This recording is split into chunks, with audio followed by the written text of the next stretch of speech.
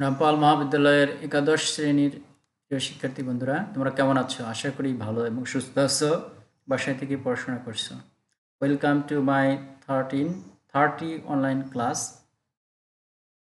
Subject agriculture first paper, topics মাটির খারত্ব, অ্যালকানিটি of soil বা সয়েলের বা মাটির খারত্ব। আমি মোহাম্মদ আনিসুর রহমান শাহিন, প্রভাষক, কৃষি শিক্ষা বিভাগ, রামপাল মহাবিদ্যালয়, রামপাল, মুন্সিগঞ্জ। আজকের শিখন ফল। আজকে আমরা প্রথম পত্রের দ্বিতীয় অধ্যায়ের দ্বিতীয় লেকচার ক্ষারীয় মাটি ও মাটির খারত্বের সংজ্ঞা জানতে পারবে, ক্ষারীয় মাটির বৈশিষ্ট্য শিখতে পারবে, ফসলের উপর ক্ষারীয় মাটির প্রভাব সম্পর্কে ধারণা পাবে, মাটির অম্লত্ব ও খারত্বের কারণ জানতে পারবে।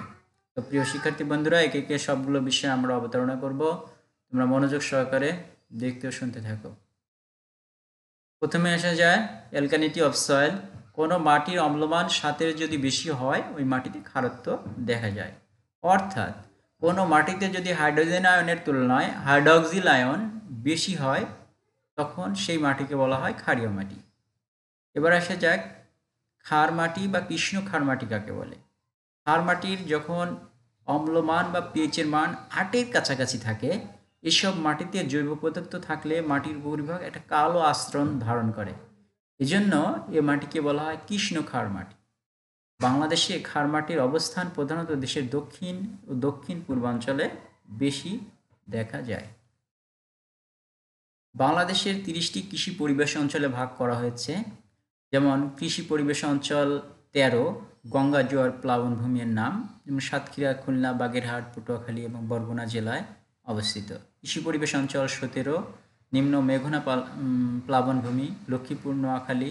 কৃষি পরিবেশ অঞ্চল 18 মেঘনা মোহনা প্লাবনভূমি, লক্ষ্মীপুর, ভোলা জেলা এর মধ্যে আওতাভুক্ত। কৃষি পরিবেশ অঞ্চল 23 চট্টগ্রাম উপকূল সমভূমি এবং চট্টগ্রাম ও কক্সবাজার অঞ্চল এই পরিবেশ অঞ্চলের আওতাভুক্ত। কৃষি পরিবেশ অঞ্চল 24 সেন্ট মার্টিন এবং কোরাল দ্বীপ।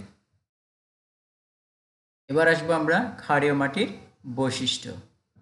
তোমরা বৈশিষ্ট্যগুলো মনোযোগ সহকারে দেখো এবং লিখে নাও। ক্ষারীয় মাটির অম্লমান 7-এর বেশি থাকবে। ক্ষারীয় মাটিতে বোরন ও দস্তার অভাব দেখা দিতে পারে। সোডিয়ামের প্রাচুর্যে মাটিতে বিষাক্ততা দেখা যায়। ক্ষার মাটিতে লোহা ও ম্যাঙ্গানিজের দ্রবণীয়তা কম হয়। 5 নাম্বার, অণুজীব কার্যাবলী ব্যাহত হয় এবং জৈব পদার্থের বিগলন কমে যায়। 6 নাম্বার, বিনিময়যোগ্য সোডিয়াম বা এক্সচেঞ্জেবল সোডিয়াম পার্সেন্টেজ 15%-এর বেশি থাকে। ক্যালসিয়াম ও ম্যাগনেসিয়ামের পরিমাণ বেশি থাকে। তামা, বোরন ও দস্তার প্রাপ্যতা আস্তে আস্তে কমে যায়। এ মাটিতে সাধারণত নারিকেল, সুপারি, আমড়া ও বিলাতি গাব ভালো জন্মায় বা ভালো হয়। ফসলের উপর ক্ষারীয় মাটির প্রভাব।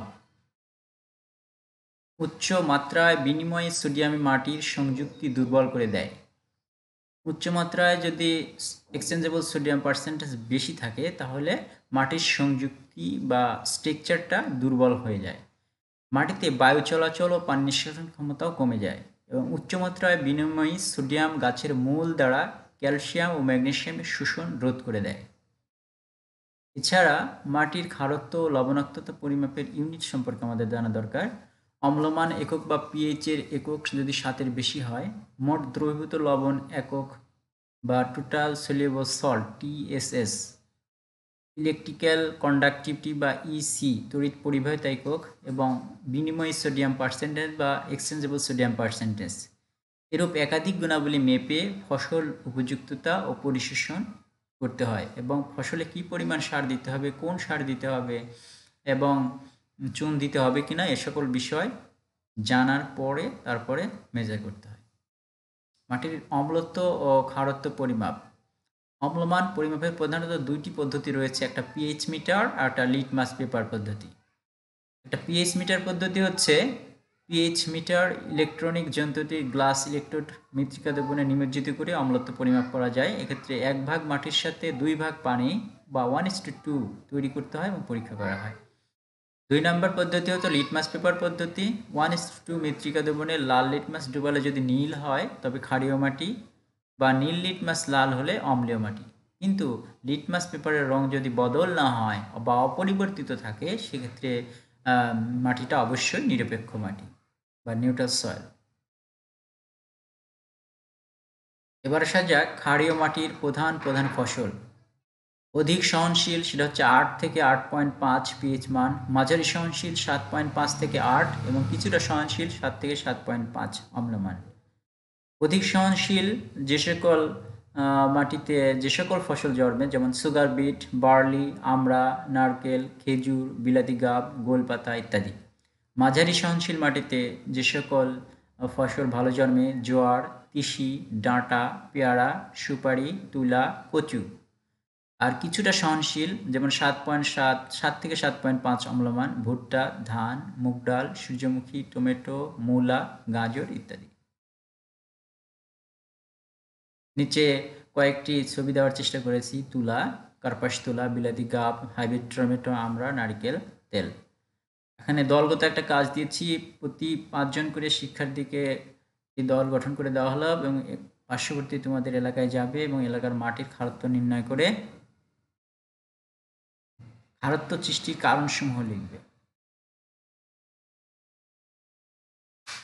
এবার আসা যাক causes of soil acidity and alkalinity. প্রথমে আসা যাক মাটির অম্লত্ব খারত্বের কারণ। প্রথমে আমরা শিখব অম্লত্বের কারণ। মৃত্তিকায় প্রতিনিয়ত রাসায়নিক ও ভৌত রাসায়নিক ও জৈব রাসায়নিক বিক্রিয়া ঘটেই চলেছে। এসব বিক্রিয়াকে মৃত্তিকা বা মাটির বিক্রিয়া বলে, যা সাধারণত পিএইচ দ্বারা প্রকাশ করা হয় বা এক্সপ্রেস করা হয়। মাটির বিক্রিয়া সাধারণত দুই প্রকার, একটা অম্ল বিক্রিয়া, একটা ক্ষারীয় বিক্রিয়া। তো প্রথমে আসা যাক অম্লত্বের কারণ। মাটিতে অম্লত্ব সৃষ্টির প্রধান কারণ হচ্ছে অম্লীয় উৎসশিলা। অম্লীয় সার এবং জমি নিবিড় চাষে ফসল কর্তৃক অধিক হারে ক্যালসিয়াম ও ম্যাগনেসিয়াম পরিশোষণ করে থাকে এবং অধিক বৃষ্টিপাতের কারণে ক্ষারক বস্তুর চুয়ানি এবং অণুজৈবিক কার্যাবলী কমে যায়। নিচে অ্যালকালিটি সয়েলের একটা স্থির চিত্র দিয়েছি। এবার মাটির অ্যালকালিটি অফ সয়েল। মাটি অম্ল মাটিতে অপুষ্ট ও খাটো গাছ দেখতে পাচ্ছ এবং নিরপেক্ষ মাটিতে পুষ্ট ফসল উৎপাদন হয়। স্তরীভূত হেমাটাইট, ম্যাগনেসিয়াম ঘাটতিতে পাতার ক্লোরোফিল বিনষ্ট হয়ে যায় এবং মাটির অম্লত্বের উপাদান যে সেটা দেখানোর চেষ্টা করেছি।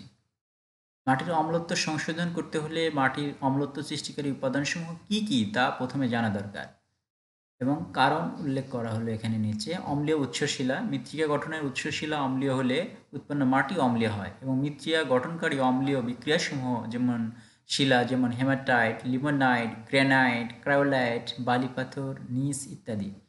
বাংলাদেশে পাহাড়ি এলাকায় এসব শিলা দেখা যায় এবং এই শিলা থাকার কারণে এই মাটি থেকে উদ্ভূতভাবে মাটি অম্লত্ব পেয়ে থাকে।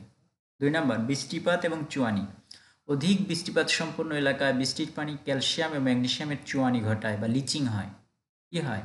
বৃষ্টি যখন ফোঁটা পড়ে তখন মাটি উপরের মাটি থেকে নিচের দিকে আস্তে আস্তে ডাউন অফ মুভমেন্ট ঘটতে থাকে, ফলে মাটির উপরের স্তরে অম্লত্বের সৃষ্টি হয়। বাংলাদেশের পাহাড়ি এলাকায় পলি মাটির ক্ষারক চুয়ানির ফলে অম্লত্ব দেখা দিয়েছে। নিবিড় চাষ ও ফসল পরিশোষণ। ফসল উৎপাদনের নিবিড়তা বাড়লে মাটির অম্লত্ব বৃদ্ধি আশঙ্কা বেড়ে যায়। প্রতি মৌসুমে কর্তিত ফসলের মাধ্যমে ক্যালসিয়াম ও ম্যাগনেসিয়ামের অপসারিত হয়। অম্লীয় সার প্রয়োগ। মাটিতে দীর্ঘদিন অম্লীয় সার দিলে অম্লত্ব বাড়ে। কোনো জমিতে 100 কেজি ইউরিয়া প্রয়োগ করলে যে পরিমাণ অম্লত্ব উৎপাদিত হয় তা প্রশমনে 74 কেজি ক্যালসিয়াম কার্বনেট প্রয়োগের প্রয়োজন হয়। ইউরিয়া সারের অম্লাঙ্ক হচ্ছে 74। এরপর অণুজৈবিক কার্যাবলী।